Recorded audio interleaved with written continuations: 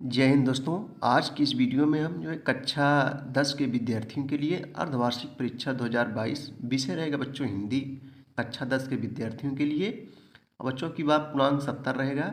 समय 2 घंटे मिलेंगे आपको। सभी प्रश्न बच्चों को हल करना अनिवार्य है।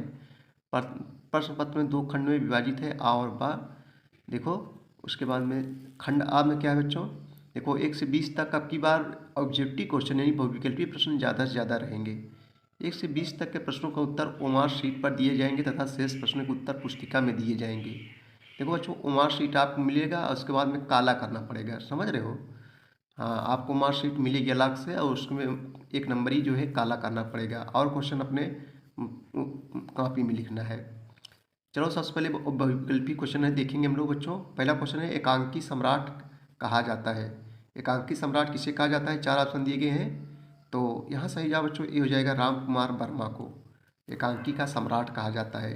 घुमक्कड़ शास्त्र के लेखक कौन है। घुमक्कड़ शास्त्र के लेखक ये बच्चों हैं राहुल सांकृत्यायन, घुमक्कड़ शास्त्र के लेखक हैं। हरी घास क्षण भर के रचनाकार हैं।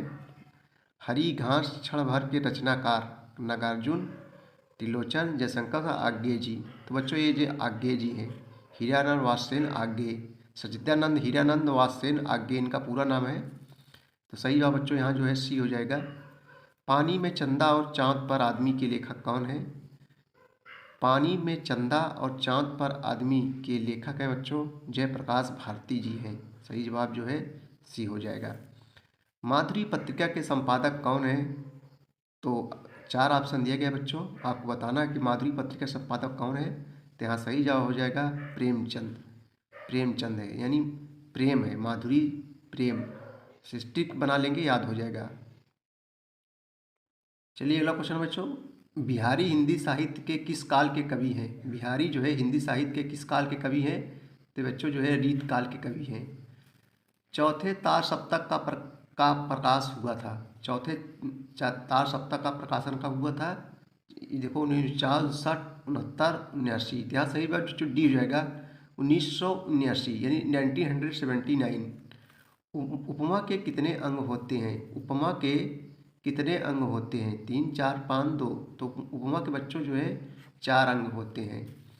रोला के कितने चरण होते हैं। रोला के कितने चरण होते हैं। तो यहाँ रोला के बच्चों 2 चरण होते हैं। बादल का पर्यायवाची होगा नीरज, वारिद, पंकज, अंबुज। यहाँ बच्चों बादल की पर्यायवाची बताना है। तो सही जवाब हो जाएगा जो है यहाँ दा बी हो जाएगा वारिद। ये जो है बादल की पर्यायवाची है। दा लग जाएगा बादल की पर्यायवाची और ये जो जा लगा है बच्चों ये सब कमल की पर्यायवाची है, समझ रहे हो। त्रिवेणी किस विधा की रचना है।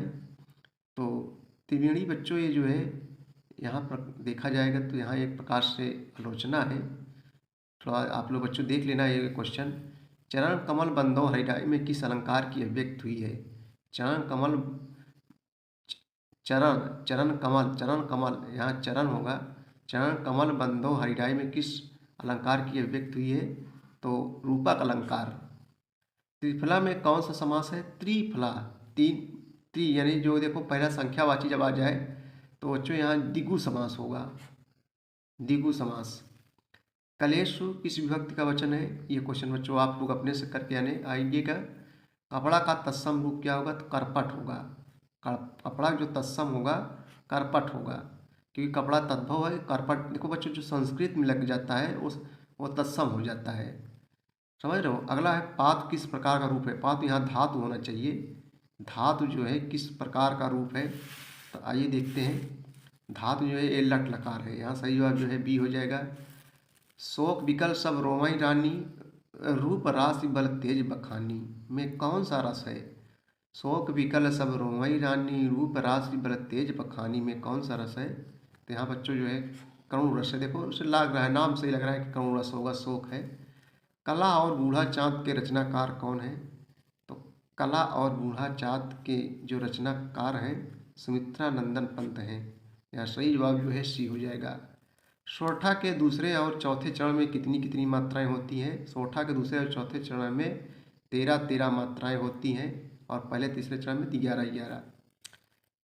चर और अचर में कौन सा समास है? देखो जहाँ बच्चों और लग जाए, बीच में अगर और लग जाए तो अधिकतर जो है द्वंद्व समास होता है, या तो योजक चिन्ह से बीच में लग जाए तो ज़्यादा ज़्यादा जो है द्वंद्व समास होता है, समझ रहे हो?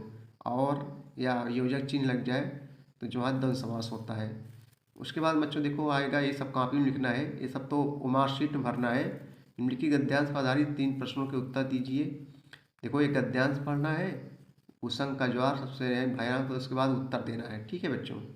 देखो ये गद्यांश के रेखांकन की व्याख्या कीजिए, कुसुम के व्यक्ति जीवन पर क्या प्रभाव पड़ा, अथवा चाहे उसको करिए बच्चों, चाहे इसको अथवा लग जाता है, इसको चाहे इसको, देख रहे हो ये गद्यांश है, ये भगवान तप के लिए विपत्त के लिए इतना आयोजन, इस गद्यांश को पढ़िए और उसके बाद ऊपर देखो उपयुक्त गद्यांश का संदर्भ लिखना है, इसका संदर्भ उपयुक्त गद्यांश का संदर्भ लिखिए, गद्यांश रेखांकांश की व्याख्या कीजिए, उपयुक्त गद्यांश किस कार्य को ईश्वर की इच्छा के विरुद्ध बताया गया है। उसके बाद दूसरा पद्यांश आएगा, इसको जो है पढ़कर उपयुक्त पद्यांश का संदर्भ सही संदर्भ लिखना है, रेखांकन की व्याख्या कीजिए, इन पंक्तियों में गोपिकाएं किससे प्रश्न कर रही हैं, अथवा चाहे इसको चाहे इसको, ठीक है बच्चों। तो ऐसे ही हिंदी का क्वेश्चन पेपर मॉडल पेपर जो है आएगा जो है, ठीक है।